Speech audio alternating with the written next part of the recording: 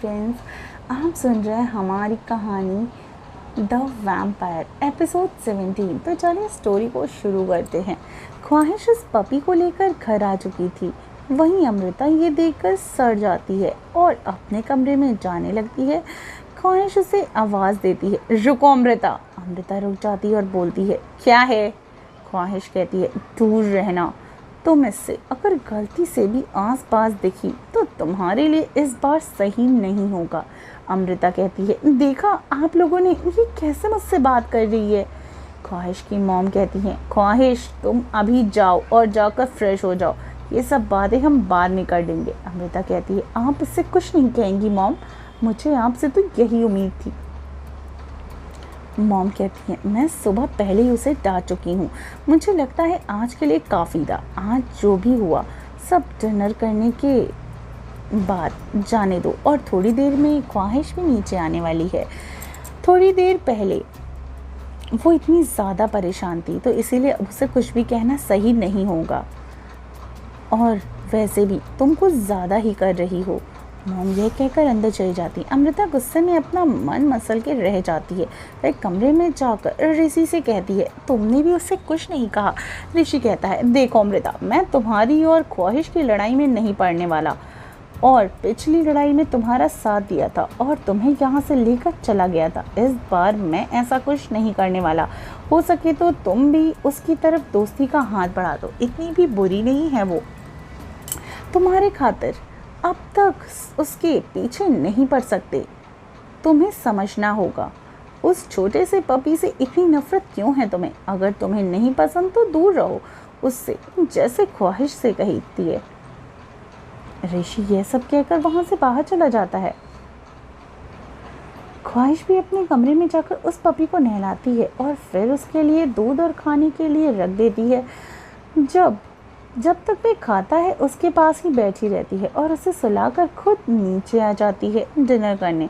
Dad पूछते हैं, कैसा है अब वो, कहाँ मिला तुम्हें। ख्वाहिश अपनी कुर्सी पर बैठते हुए कहती है, वो मुझे जंगल की तरफ वाली सड़क पर मिला था। डैड कहते हैं, तुम वहाँ क्यों गई थी, वहाँ जाना तो मना है। रात में कोई जंगली जानवर मिल जाता तो। ख्वाहिश कहती है, डैड कुछ नहीं हुआ है मुझे, लेकिन अगर उसे कुछ हो जाता तब क्या होता। अच्छा ही हुआ मैं उस रास्ते पे चली गई। उसके डैड कहते हैं, अब दोबारा कभी मत जाना उस रास्ते पर। ख्वाहिश डिनर करके अपने कमरे में जाती है और देखती है वो पपी सो चुका था। वह उसे देख हल्की सी और सुकून भरी मुस्कुराहट के साथ मुस्कुराती है।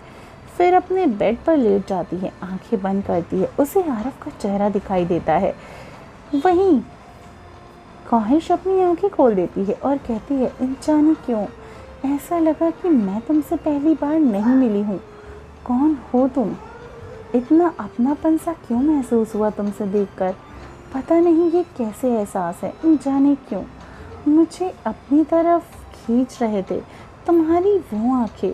ये सब सोचते सोचते वह अपनी आंखों को बंद करके लेट जाती है और फिर से आरफ का चेहरा उसके सामने आ जाता है। इस बार वह आंखें नहीं खोलती है और सो जाती है। आरफ उसे उसकी खिड़की से देखता है। उसके सो जाने के बाद वह चला जाता है।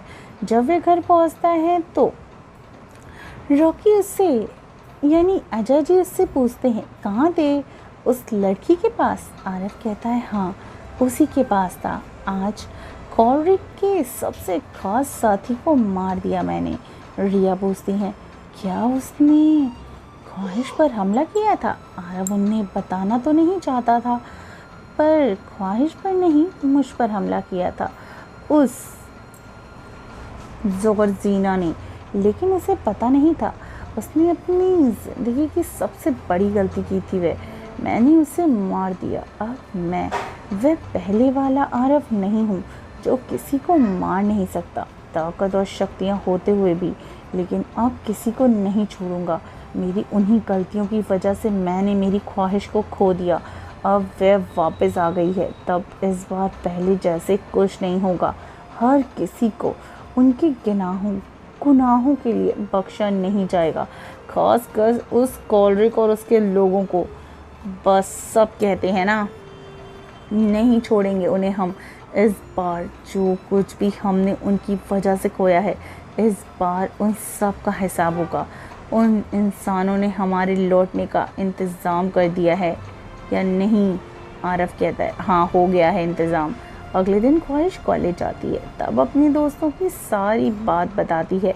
ईशा कहती है, उस अमृता ने ही उसे घर से निकाला होगा, वो सच में बहुत बुरी है, मुझे तो उस जेनी से भी ज़्यादा बुरी लगती है। जेनी पीछे से आते हुए कहती है, मैं तुम्हें बुरी लगती हूँ? ईशा कहती है, इसमें कुछ नया नहीं है। जेनी कहती है, मुझे तुमसे कोई बहस नहीं करनी, तुम पागल हो। भावना कहती है, अब कुछ मत कहना ईशा, आज हमें हमारे छोटे से पपी से मिलना है और उसका नामकरण भी तो करना है। ख्वाहिश, चलो हमें मिलवाओ उससे। जेनी कहती है, क्या मैं भी चल सकती हूँ तुम्हारे साथ ख्वाहिश? ख्वाहिश कहती है, हाँ क्यों नहीं, उसे भी सबसे मिलकर अच्छा लगेगा। तभी ख्वाहिश उन सब से पूछती है, क्या नाम सोचा है तुम लोगों ने उसका? ईशा कहती है, अभी कुछ नहीं सोचा, मिलने दो, तभी वहीं रख देंगे उसका नाम हम। वह सब ख्वाहिश के साथ उसके घर आते हैं। ख्वाहिश उन्हें अपने कमरे में ले जाती है।